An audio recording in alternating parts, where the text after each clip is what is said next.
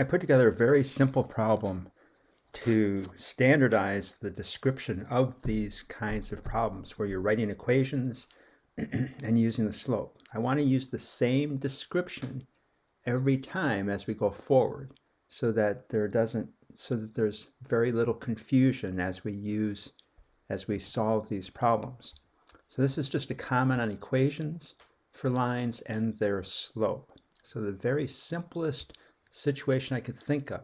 Sandra saves $5 each day. So the slope is the change in Sandra's money each day. So this equals $5. I mean, how much money does she save each day? She saves $5 each day. So that is the slope. So Sandra's total money is the slope, $5 per day times the number of days. So her total money is 5 times the number of days because she saves $5 each day. So that $5 each day, that's how much Sandra's total money is changing each day. So in symbols, Y is the total amount of money, X is the days, and K is going to be the slope, how much the money changes each day. So if you write it out, $5 per day, that's the total amount of money that she has in one day. So Y over X is equal to $5 per day. And remember, this is the constant of proportionality, Y divided by X. So if you take the total amount of money and you divide that by the number of days, you're going to get $5 per day as the calculation. So if you have $35 saved over 7 days, that is $5 per day. You have $55 saved over 11 days. 55 divided by 11 is $5 for each day. So the slope, or the change in this total money each day, is $5. So the change in the total money for each change in the number of days is 5. So Y is 5 times the value of X. So the total money is 5 times the number of days because Sandra saves $5 each day, which is the slope. It's $5 each day. So Y is equal to 5X. So again, in 7 days, how much money has Sandra saved? She saved 5 times that. So 5 times 7 is 35. So the total amount of money is 5 times the number of days. In 11 days, she has saved 5 times 11 is $55. So the total amount of money is 5 times the number of days. So the symbols, written entirely in symbols, is Y is equal to KX. K is going to be the constant of proportionality, or the slope. So Y divided by X is going to be K, the number of times that Y is greater than, or Y changes from X. So Sandra begins with $13. So this is a little bit different. What happens when you have an initial amount? So she begins with $13 already saved and then saves $5 each day. So the slope is the change in money each day. So again, the slope is the change in money, so the change in Y each day. This equals $5, the same slope as before. Why? Because she saves $5 each day. To calculate Sandra's total money, you have to include the $13. So now it's how much money she saved each day, $5 plus the beginning amount, that initial amount of money that she had saved before she started keeping track.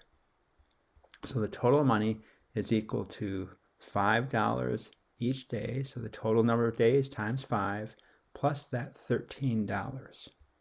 So to look at the change in money each day, you have to remove the $13. So now we're looking at how much money did she save after that initial $13.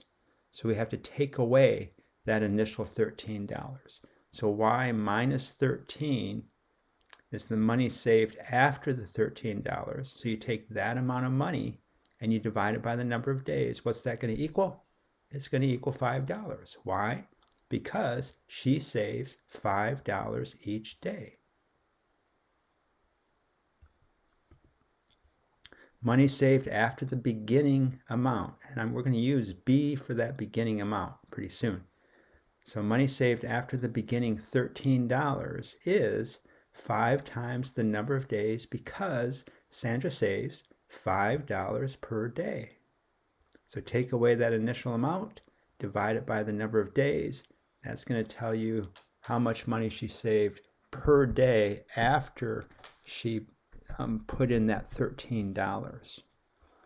And the general form of this equation then is going to become y, and you have to take away the beginning amount. You want to figure out what the value is after this beginning amount. So you subtract the beginning amount, you divide it by the number of units, which is the number of days, and that's going to tell you the slope, or the number, the amount, in this case for Sandra, the amount of money she saved each day. So the slope is the total amount after the beginning is subtracted, that it changes each unit x, or each day. So y minus 13 over x, so the money saved after the $13. So you have to subtract that $13. You divide that by the number of days. What's that going to equal? $5, because she saved $5 each day after she initially put in $13. So what that tells you is that y minus 13 is 5 times the number of days. It's $5 times each times the number of days. So it's 5 times x. So y minus 13 is equal to 5 times the number of days, or 5 times x. So this makes sense. That minus 13 is you're getting rid of that initial amount of money, and then you're figuring out how much money is there after she started, after she put in that initial amount of money. How much money did she save each day after that beginning $13? So if you want to figure out the total amount of money, what do? You take the total number of days, you multiply that by $5. So this is the amount of money she saved each day after the $13. Then you have to add that $13. So that will give you the total amount of money. $5 each day plus that $13. And the general form of that equation that becomes y is equal to kx. So whatever the situation, we're going to try to use this language to describe it. So y is going to equal kx. For Sandra, it's $5 for each day. So x is the number of days plus the beginning amount. And so for Sandra's problem, once again, that would be the $13. So hopefully I can use this language, and even describing this very simple problem, it becomes somewhat difficult to describe. It's complicated. It's not that straightforward.